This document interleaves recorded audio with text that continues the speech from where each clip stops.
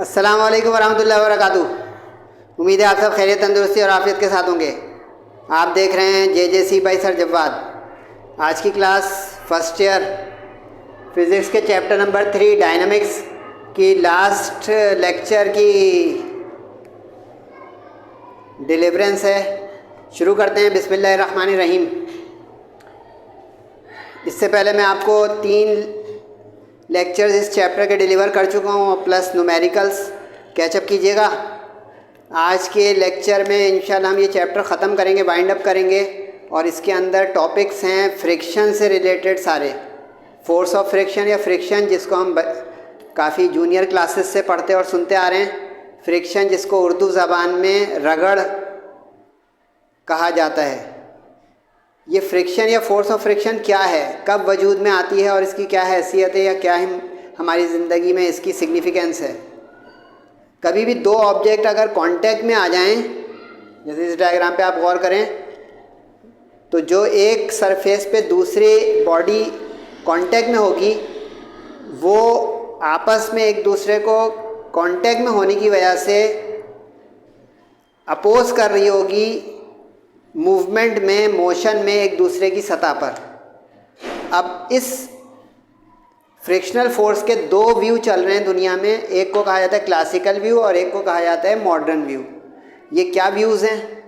Classical view old view है, वो ये कहता है कि जो 2 ऑब्जेक्ट्स होते हैं उनके अंदर इंटरलॉकिंग हो जाती है कांटेक्ट में आने के दौरान। इंटरलॉकिंग, काइंडली अपने साथ जो है रजिस्टर वगैरह रख लें ताकि आपका एंड तक इंटरेस्ट कायम रहे।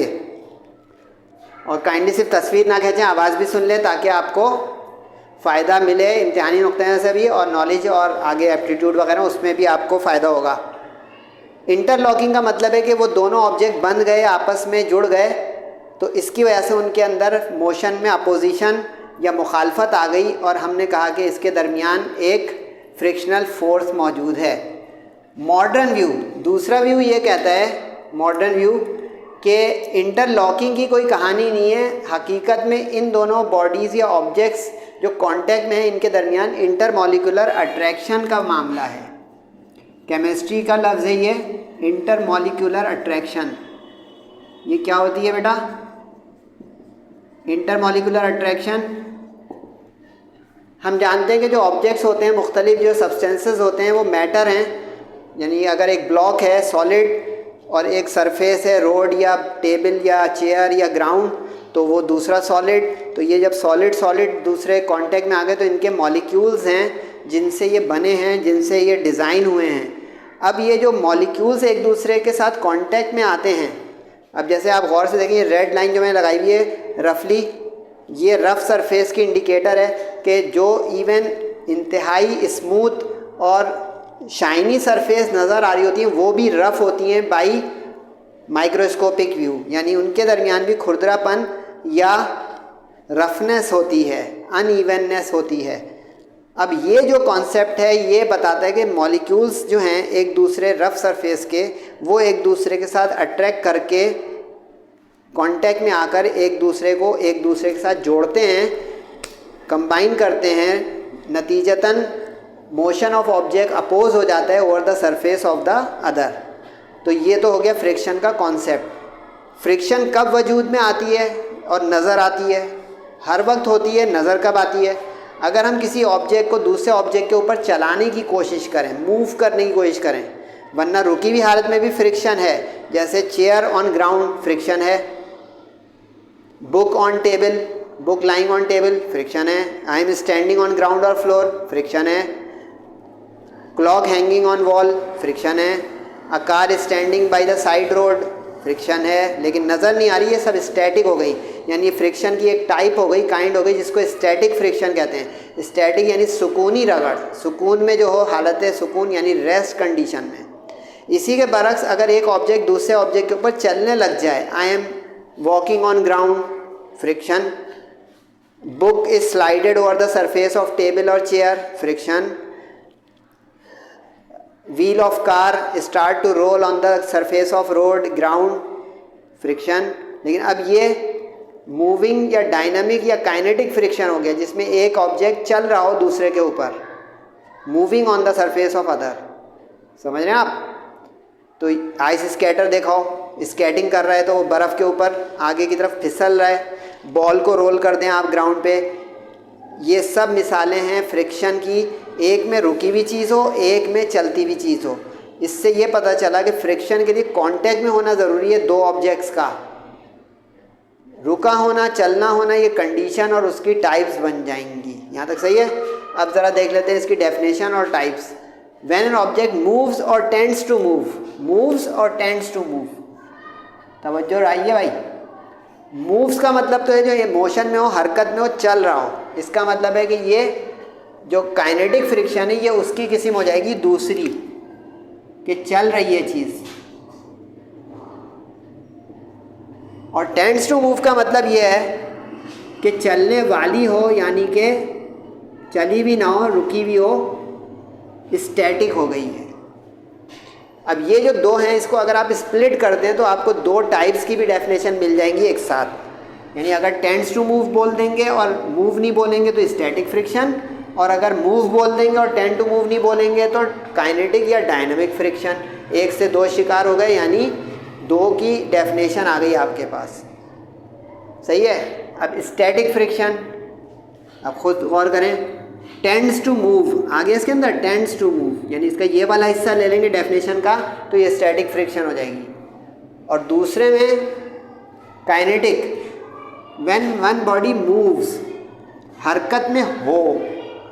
अब ये जो फ्रिक्शन होती है जिसमें चाहे चल रही हो या चलने वाली हो, टेंड्स टू मूव यानी बस हरकत में आने ही वाली है, इसमें फ्रिक्शनल फोर्स की लेवल या वैल्यू फ़र्क होती है, कम ज़्यादा होती है। यानी सारी frictional forces equal in magnitude या वैल्यू नहीं होती। अब जैसे यहाँ पे S for static, small f for friction, force of friction. अब इसमें देखिए लेस और इक्वल का निशान लगा हुआ है। अब ये लेस और इक्वल का मतलब क्या है? और इसमें इक्वल का निशान लगा हुआ है। N का मतलब यहाँ पे रिएक्शन फोर्स है। इसका ये मतलब हो गया कि रेशो जो है ये कोफिशिएंट ऑफ फ्रिक्शन है। ये म्यू जो नज़र आ रहा है ये कोफिशिएंट ऑफ फ्रिक्शन है। यानी F के अपॉन में अगर मैं R को या N को ले आऊँगा तो ये बन जाएगा एक कोफिशिएंट, यानी एक रेशो, यानी कांस्टेंट। क्योंकि देखें F फ्रिक्शन न्यूटन में, रिएक्शन फोर्स जो वेट के अपोजिट होती है। यानी अगर ये वेट है, डाउनवर्ड एक्ट कर रहा है किसी ऑब्जेक्ट का, वर्टिकल डाउनवर्ड, तो रिएक्शन सरफेस हमेशा उसके परपेंडिकुलर अबव होगी, यानी नॉर्मल, वेट के अपोजिट। यानी मैं अगर कुर्सी पे बैठा हुआ हूँ, चेयर पे सिटिंग पोजीशन में हूँ, तो मेरा वेट वर्टिकली डाउनवर्ड और मेरी reaction normal to the surface perpendicularly upward. Frictional force हमेशा parallel to the surface in contact होगी। यानी कि अगर मैं चल रहा हूँ ज़मीन पर तो फ्रिक्शनल फोर्स मुखालफत में पैरेलल वजूद में आएगी। समझ रहे हैं बातों को? एक्सीलेंट। नोट करेंगे तो देखें बेहतरीन हो गया। सिर्फ तस्वीर खींचेंगे तो मेरी बातें रह गई, लेक्चर हो गया इनकम्प्लीट।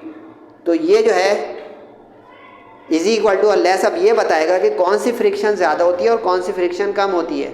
अब इसकी लेवलिंग कर लें कि सबसे ग्रेटेस्ट फ्रिक्शन, फिर उससे कम, उससे कम। स्टैटिक फ्रिक्शन रुकी हुई हालत में चूँकि है तो ये ज़्यादा हो गई, क्योंकि चल ही नहीं रही है वो चीज़, तो इसका सबसे ज़्यादा कांटेक्ट में और सबसे ज़्यादा अपोजिशन कर रही है मोशन के अगेंस्ट कि चलो मत, रुके रहो। समझ रहे हैं? तो ये हो गया मैक्सिमम। लेकिन अब इस मैक्सिमम में भी एक मैक्सिमम है, लिमिटिंग फ्रिक्शन। देखें, the maximum value of static friction, static की भी जो मैक्सिमम लिमिट होगी वो कहलाएगी लिमिटिंग फ्रिक्शन। कुछ स्टूडेंट और टीचर इसको देखेंगे FL करके लिखा होगा ऐसे। अब जो लिमिटिंग फ्रिक्शन है ना वो स्टैटिक की मैक्सिमम वैल्यू है। इसको यूँ समझाने की कोशिश करता हूँ कि मेरे सामने चेयर है, उस चेयर को मैं अपने हाथ से पुश करना चाहता हूँ, यानी हिलाना चाहता हूँ, रुकी हुई ठहरी हुई हालत में, रेस्ट में। अब मैंने फ़र्ज़ करें 40 न्यूटन की फोर्स लगाई, नहीं हिली कुर्सी, नहीं मूव करी, तो स्टैटिक फ्रिक्शन। ठीक है, 45 न्यूटन लगाया, अभी भी नहीं हिली, अभी भी मूव नहीं करी, स्टैटिक फ्रिक्शन। अब मैंने 45 न्यूटन लगाया, 49, 48, लग रहा है हिलने वाली है, ऐसी फीलिंग आ रही है हिलने वाली है, बस एक थोड़ा सा स्लाइड पुश अगर इंक्रीज़ कर दूं, अब 50 पे हिल गई, समझ रहे हैं? इसका नहीं 50 न्यूटन इसकी लिमिटिंग फ्रिक्शन थी, यानी it is at the verge of motion, कि बस चलने ही वाली है, हिलने ही वाली है, हरकत में आने ही वाली है। कहानी समझे? यानी स्टैटिक तो ये है कि रुकी हुई हो, और लिमिटिंग ये है कि बस चल पड़े, जैसे ही उससे मतलब एक नुक्ता आगे न्यूटन फोर्स लगे, अप्लाइड फोर्स लगे, वो चल पड़े। अप्लाइड फोर्स क्या होती है? जो हम लगाएं अपने पास से, ये अप्लाइड है, और ये फ्रिक्शनल फोर्स है। तो अप्लाइड फोर्स के हमेशा अपोजिट होती है फ्रिक्शनल फोर्स। तो ये समझ गए? अब लेवलिंग ये हुई कि लिमिटिंग फ्रिक्शन फर्स्ट आ गया, गोल्ड मेडल इसको मिल गया, यानी मैग्नीट्यूड में सबसे ज़्यादा लिमिटिंग होगा। ठीक है, अब समझेंगे लिमिटिंग से अगर कम है स्टैटिक तो ये सेकंड हो गया, यानी दोनों ही को गोल्ड मिला, लेकिन समझने का क्या है कि लिमिटिंग जो है वो स्टैटिक की आखिरी हद है, इसीलिए लिमिट, हद। अब काइनेटिक जो है वो हरकत में है। अब हरकत दो तरह की आपने ज़िंदगी में देखी होगी। अभी मैंने मिसाल दी, गाड़ी का पहिया घूम रहा है, गाड़ी तो नहीं फिसल रही ना भाई, उसके आपने टायर ही निकाल लिए सारे, समझ रहे हैं ना? तो अब टायर रोल करेगा तो गाड़ी चलेगी, तो अब जो टायर उसके रोल कर रहे हैं ये रोलिंग फ्रिक्शन हो जाएगी, यानी काइनेटिक तो है हरकत में, लेकिन उसकी किस्म टाइप रोलिंग। आइस स्केटर फिसल रहा है ज़मीन पर या आइस सरफेस पे, तो वो स्केटिंग स्लाइडिंग हो गई, समझ रहे हैं?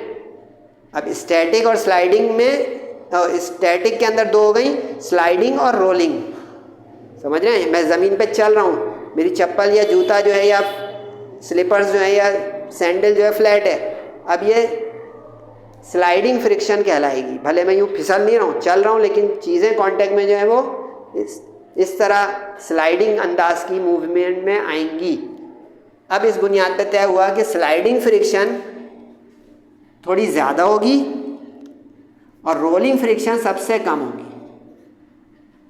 जैसे क्रिकेट देखते हो आप, तो क्रिकेट मैदान में पिच को सेट करने के लिए या तैयार करने के लिए रोलर चलता है, अब ये रोलिंग फ्रिक्शन है। बॉल मेरे पास है, बॉल को मैं रोल कर दूं, ज़मीन पे लुढ़का दूं, या वो आपने बाउलिंग वाला जो है वो गेम देखी हो, वो बॉल रोल करते हुए जाए, ये रोलिंग फ्रिक्शन है। रोलिंग फ्रिक्शन कम होती है। इसकी मिसाल ये समझ लें कि किसी ऑब्जेक्ट को मैं रोल करूं, जितना मास है उसका उतने ही मास वाली एक ऐसी चीज़ लूँ जिसको स्लाइड करूँ, आप देखेंगे रोल करने वाली चीज़ दूर चली जाएगी, फार्दर डिस्टेंस कवर करेगी, जबकि स्लाइड वाली निस्बतन जल्दी रुक जाएगी। क्या मतलब हो रहा है इसका?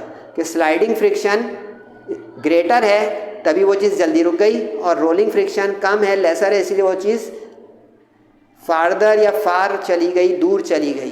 क्या मतलब हुआ? फ्रिक्शन जहाँ ज़्यादा होगी वहाँ जल्दी रुक जाएगी चीज़, comes to halt earlier, या it will cover lesser distance, और जहाँ पे कम होगी फ्रिक्शन यानी लेसर फ्रिक्शन होगी, वहाँ फार्दर या मोर डिस्टेंस कवर करेगी वो चीज़। क्लियर है यहाँ तक? तो ये हो गया आपकी टाइप्स या काइंड्स।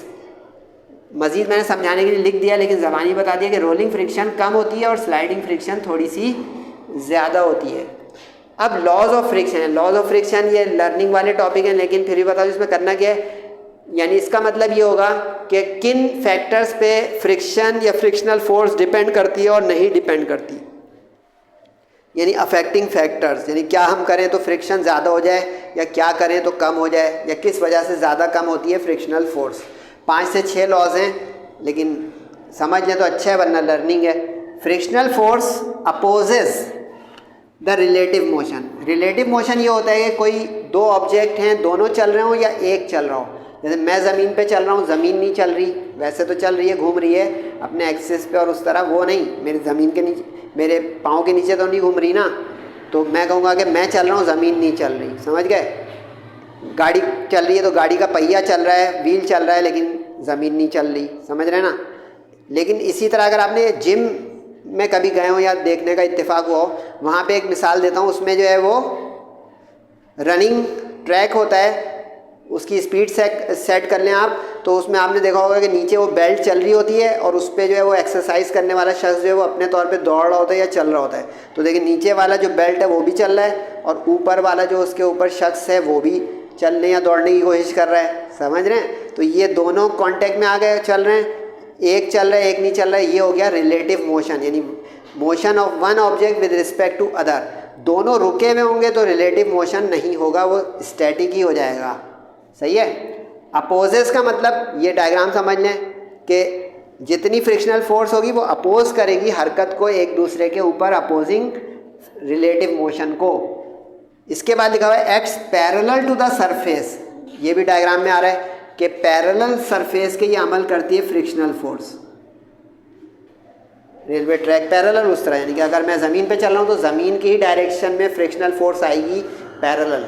अपोजिट तो होगी, अपोजिट भी तो पैरेलल ही है ना, एंटी पैरेलल बोलते हैं लेकिन वो पैरेलल ही शुमार होगा क्योंकि एक ही रुख पर हैं वो दोनों। Directly proportional to the normal reaction, इसका ये मतलब है कि जितनी भारी चीज़ होगी यानी जितना वेट ज़्यादा होगा उतना रिएक्शन सरफेस ज़्यादा हो जाएगी तो फ्रिक्शन ज़्यादा हो जाएगी। इसको यूँ समझ लें कि एक कुर्सी पे एक 40 किलोग्राम का शख्स बैठा हुआ है और उतनी ही बड़ी साइज़ की कुर्सी पर एक 50 किलोग्राम या 60 किलोग्राम का शख्स बैठा हुआ है, तो 60 वाले का रिएक्शन ज़्यादा आएगा तो उसको फ्रिक्शन ज़्यादा हो जाएगी, यानी उसको मूव करने में मुश्किल आ जाएगी, समझ रहे हैं। 40 वाला जो है निस्बतन हल्का हो गया, लाइटर हो गया, तो उसकी रिएक्शन फोर्स भी कम हो गई और उसकी वजह से उसकी फ्रिक्शनल फोर्स भी कम होगी।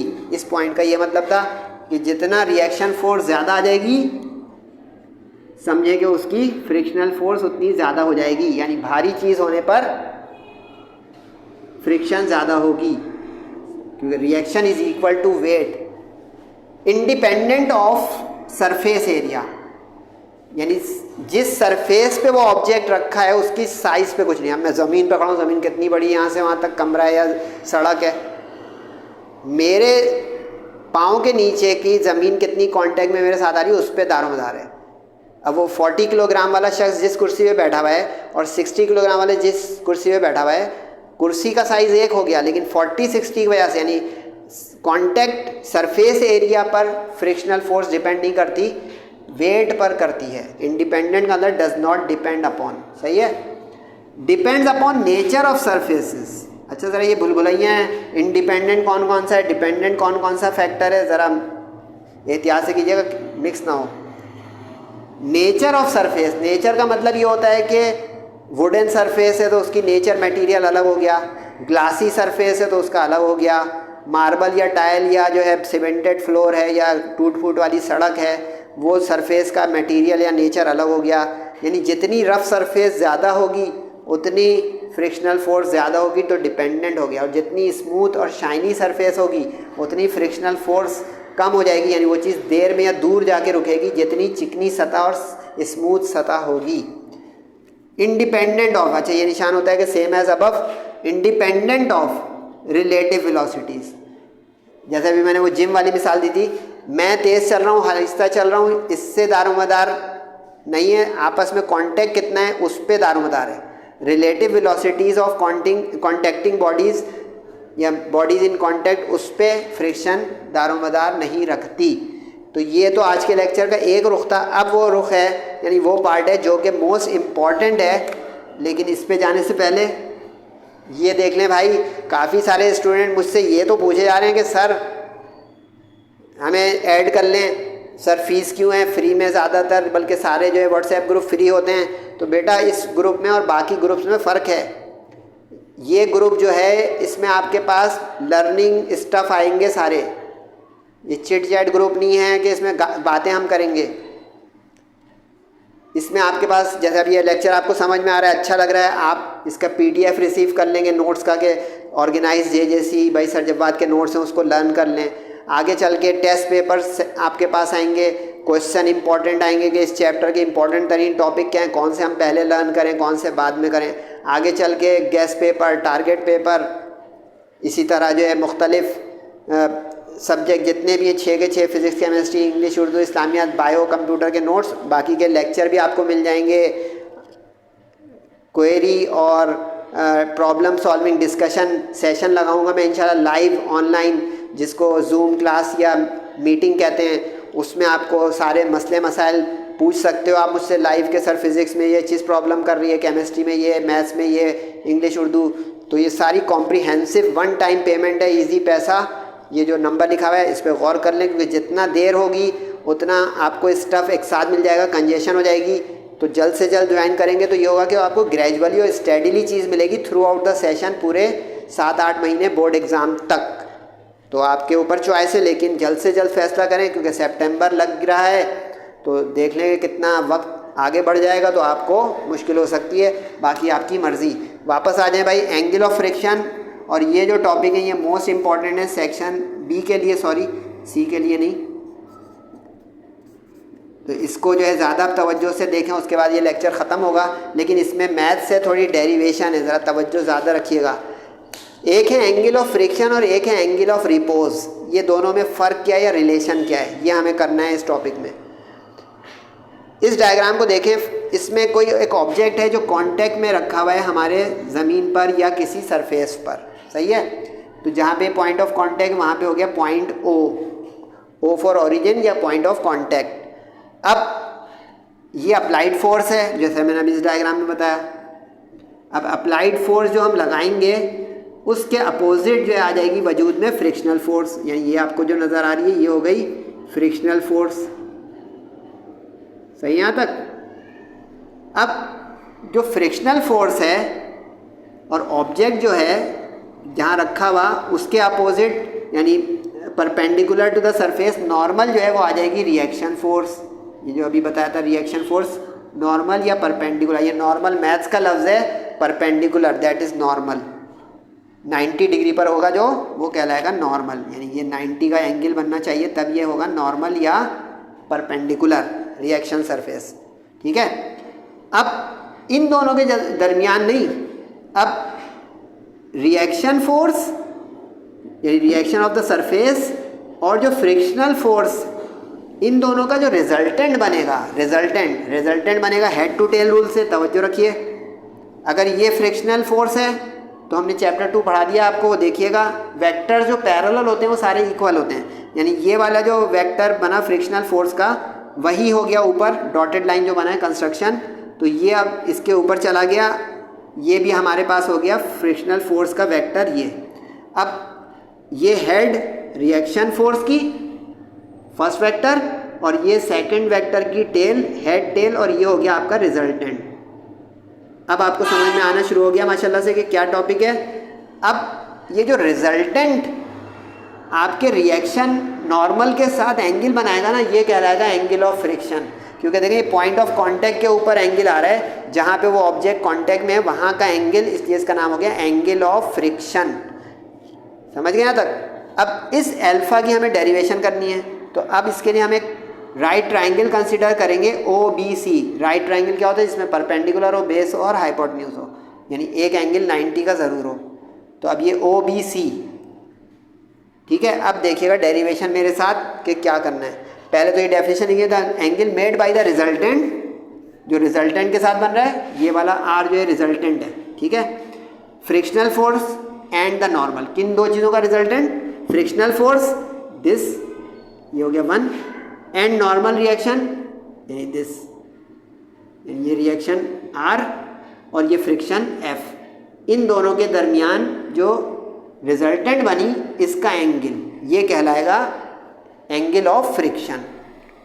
अब ट्राइंगल हम सेलेक्ट करेंगे एक OBC, कर लिया जो अभी बताया था। अब बचपन से पढ़ रहे होंगे, नहीं तो आज पढ़ लें कि टेंजेंट एंगल जो होता है वो होता है perpendicular upon base P upon B। Proper brushing, अगर आपने सम पीपल हैव से याद किया हुआ है तो प्रॉपर ब्रशिंग, तो P अपॉन B से हो गया टेंजेंट। अब परपेंडिकुलर ढूंढें और बेस ढूंढें डायग्राम में। अब आप लोगों को पता होना चाहिए कि जहाँ पे एंगल बनता है वो हो जाती है बेस, तो इसका मतलब है ये वाली OB वाली जो साइड है ये हो गई आपकी बेस, और जो उसके अपोजिट बनता है वो बनता है परपेंडिकुलर। तो अब OB और BC, ये देखें परपेंडिकुलर और ये बेस ढूंढें, BC परपेंडिकुलर और OB बेस, सही है। लेकिन अब एक मसला आ गया, हमारी ओरिजिनल फ्रिक्शनल फोर्स तो यहाँ पे थी ज़मीन पर, आसमान पे कहाँ से चली गई? तो अब ये इक्वल है, तो अब BC को हम OA लिख सकते हैं ड्यू टू पैरेलल फोर्सेस या पैरेलल वेक्टर्स। तो अब हम लिख देंगे, पहले सिंबल्स में लिख दें कि BC का मतलब क्या है? फ्रिक्शनल फोर्स, और OB का मतलब क्या है? R। लेकिन यहाँ पे ये देखें BC OA के बराबर हो गया। क्यों हुआ बेटा? याद नहीं करना है, डायग्राम देखें कि BC is parallel to OA, क्योंकि ये OA ये रहा फ्रिक्शनल फोर्स, ये A लिखा हुआ है, OA इज़ BC, तो therefore we can write BC is equal to OA। अब ये देखें आ गया वो कि frictional force upon reaction, this ratio is called coefficient of friction. अगर इसमें मैं क्रॉस मल्टीप्लाई n को अपॉन में ले जाऊँ तो फ्रिक्शनल फोर्स का कोफिशिएंट अलग हो जाएगा। तो अब देखें FC upon R is mu, ये डेफिनेशन भी हो गई और डेरिवेशन भी हो गई कि कोफिशिएंट ऑफ लिमिटिंग फ्रिक्शन, यानी coefficient of limiting friction, limiting क्यों? क्योंकि ये रुकी हुई हालत में हमने स्टडी किया, यानी म्यू L लिख सकते हैं, लिखना नहीं, समझाने के लिए लिखा कि L for limiting is equal to tangent, tan को टेंजेंट बोला जाता है मैथ्स में पूरा पूरा,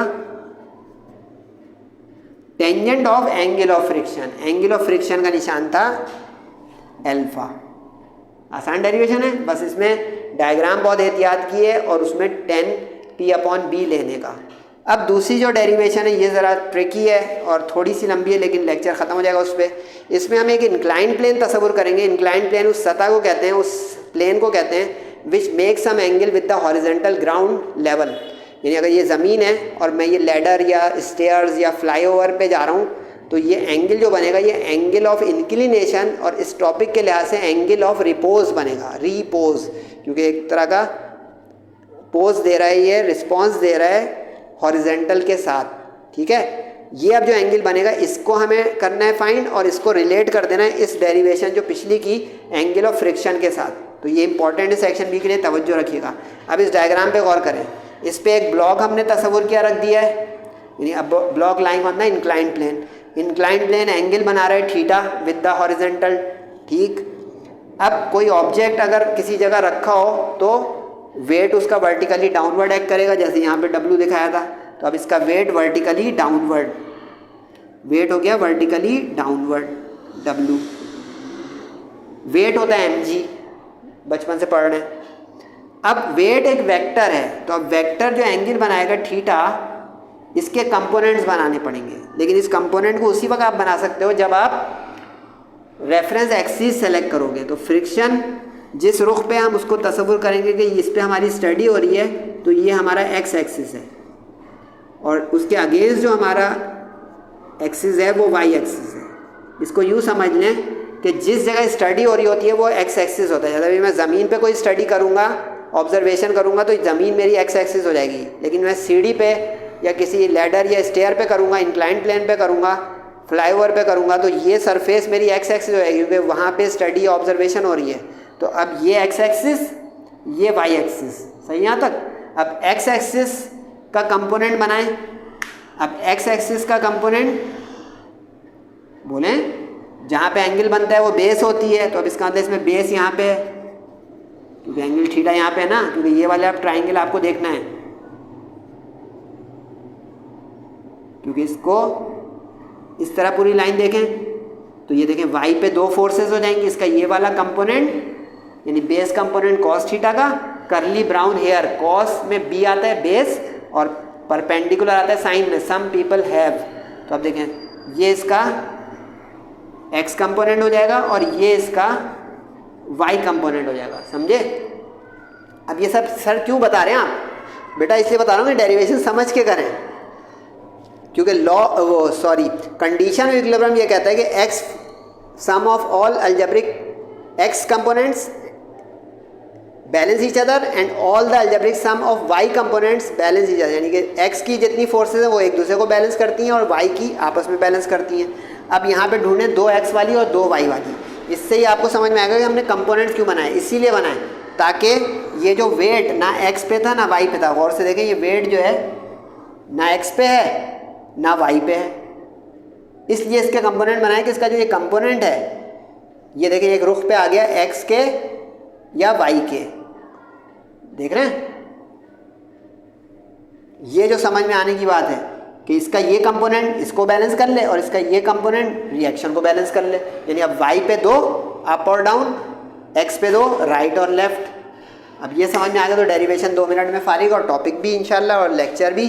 चेक करते हैं क्या हुआ। Theta angle of repose, repose को आप इंक्लिनेशन बोल सकते हैं लेकिन अकॉर्डिंग टू सिलेबस बुक आपके ये रिपोज है, ठीक है, वरना इंक्लिनेशन हो गया थीटा। आर नॉर्मल सरफेस, ठीक। एफ स्मॉल फ्रिक्शनल फोर्स, क्योंकि देखें अगर ये ऑब्जेक्ट इधर स्लाइड करेगा तो फ्रिक्शनल फोर्स अपोजिट। एरो हमेशा देखें, एरो इसमें बहुत अहम है। एरो नहीं लगाएंगे एक नंबर कट जाएगा डायग्राम। ये पूरी डायग्राम सारी एरो पे मुश्तमिल है, यानी वेक्टर्स किधर है, किस तरफ डायरेक्शन है, बहुत एहतियात रखें। अब वेट वेक्टर को हम कंपोनेंट में रिजॉल्व करेंगे क्योंकि वेक्टर एक्स और वाई एक्सिस पे डायरेक्शन में जाएगा। अब एक्स कंपोनेंट आपका एम जी साइन थीटा, क्योंकि एक्स एक्सिस वाले रुख का साइन थीटा। क्यों? क्योंकि एंगल के अपोजिट है, तो इसका एंगल के अपोजिट का मतलब हो गया ये वाला हिस्सा आपका परपेंडिकुलर हुआ। परपेंडिकुलर सम पीपल हैव, यानी उसमें साइन थीटा आएगा। तो अब देखें एक्स वाले में साइन थीटा आ गया और वाई वाले में कॉस थीटा आ गया, क्योंकि बेस वाली जगह जो है कर्ली ब्राउन है और उसमें कॉस थीटा आ गया। सही है। अब क्या करना है, कंडीशन इक्विलिब्रियम लगाएंगे हम, यानी sum of all forces along X axis is 0 और sum of all forces along Y axis is 0। अब एक्स की 2 ढूंढे, एक्स की 2 कौन सी है, फ्रिक्शन और एम जी साइन थीटा। ये एक दूसरे को काउंटर बैलेंस करेंगी, आ गई इक्वल, काउंटर बैलेंस। इक्वेशन 1 इसको दे दें। क्यों दें इक्वेशन नंबर, क्योंकि हमें टेंजेंट की तलाश है। टेंजेंट आएगा तो कंपेयर होगा ना, ये तो साइन आ गया। अब साइन आएगा, एक में कॉस आएगा, मिलाएंगे तो टेन आएगा, समझे। अब y की ढूंढे 2 फोर्सेस, y का रिएक्शन और y का एम जी कॉस थीटा, ये एक दूसरे को बैलेंस करेंगे तो इज इक्वल टू बैलेंस। ये इक्वेशन 2 हो गई। अब 1 को 2 से डिवाइड कर दें बेटा, 1 को 2 से डिवाइड, बाई का मतलब बहुत अहम है, 1 ऊपर 2 नीचे, बाई, ताकि ऊपर साइन आए नीचे कॉस आए, क्योंकि साइन अपॉन कॉस होता है टेंजेंट। मैथ्स और ट्रिग्नोमेट्री भी मुझसे पढ़ लें, चैप्टर नंबर 10-11 का लेक्चर देख लें जाके, फर्स्ट ईयर मैथ्स का, उसमें इंशाल्लाह ये सब भी मिल जाएगा। मेडिकल वाले तो यहाँ देख लें, साइन अपॉन कॉस। तो इसलिए आप इक्वेशन 1 का न्यूमरेटर और इक्वेशन 2 का डिनोमिनेटर, ताकि साइन अपॉन कॉस है, वरना उल्टा रख दिया डिवाइड में तो कॉस अपॉन साइन आ जाएगा, कॉट आ जाएगा, कॉट को फिर रेसिप्रोकल करने की मेहनत और स्टेप बढ़ जाएंगे, समझे। लेक्चर 2 मिनट का लंबा हो जाए, इम्तिहान में बहुत अच्छे डिसीजन और टाइम मैनेजमेंट करनी होती है, समझ रहे हैं ना। तो अब इक्वेशन 1 का लेफ्ट हैंड साइड ऊपर न्यूमरेटर, इक्वेशन 2 का लेफ्ट हैंड साइड डिनोमिनेटर, सही है। राइट हैंड साइड इन दोनों का respectively f upon are numerator और डिनोमिनेटर। डिवाइड कर दिया, m से m कैंसिल, g से g कैंसिल, क्या बचा, साइन अपॉन कॉस। आया साइन अपॉन कॉस, आया 10। ये क्या हुआ, मेरे साथ जागे बेटा, ये टेंजेंट ऑफ फ्रिक्शन, ये टेंजेंट ऑफ रिपोज, ये तो ट्रांजिटिव प्रॉपर्टी आ गई बेटा, नहीं समझे। ट्रांजिटिव प्रॉपर्टी ये कहती है कि अगर a बराबर हो b के और a ही बराबर हो c के, तो b और c बराबर, बोले हाँ। तो अब यहाँ पे टेंजेंट अल्फा और टेंजेंट थीटा बराबर आ गए, क्योंकि दोनों ही, क्योंकि frictional force upon reaction force is the ratio, ratio is coefficient of friction. Divide कर दिया तो टेंजेंट आ गया, टेंजेंट से दोनों कंपेयर करके इक्वल आ गया। अब यूँ समझें कि ये समझाने के लिए कर रहा हूँ, करिएगा नहीं, कि टेंजेंट इन्वर्स और टेंजेंट कट जाते हैं, तो अल्फा और थीटा बराबर आ गए, क्योंकि इसमें थीटा था, इसमें अल्फा था। प्रूफ क्या करना था, भूल गए। प्रूफ करें कि angle of repose is equal to angle of friction, या दूसरे लफ्जों में give a relation between angle of repose and angle of friction. उम्मीद है ये लेक्चर आपको बहुत अच्छा लगा होगा। इस व्हाट्सएप स्टडी ग्रुप पे ज़रूर गौर कीजिएगा, रिस्पांस ज़रूर दिया करें, कमेंट कुछ किया करें, कुछ फरमाइश किया करें, अपना और वालिदैन का ख़ास करके बहुत ख्याल रखें, और नमाज़ों की पाबंदी एहतिमाम के साथ दुआओं की दरख्वास्त है। अस्सलामु अलैकुम वरहमतुल्लाहि वबरकातुहू।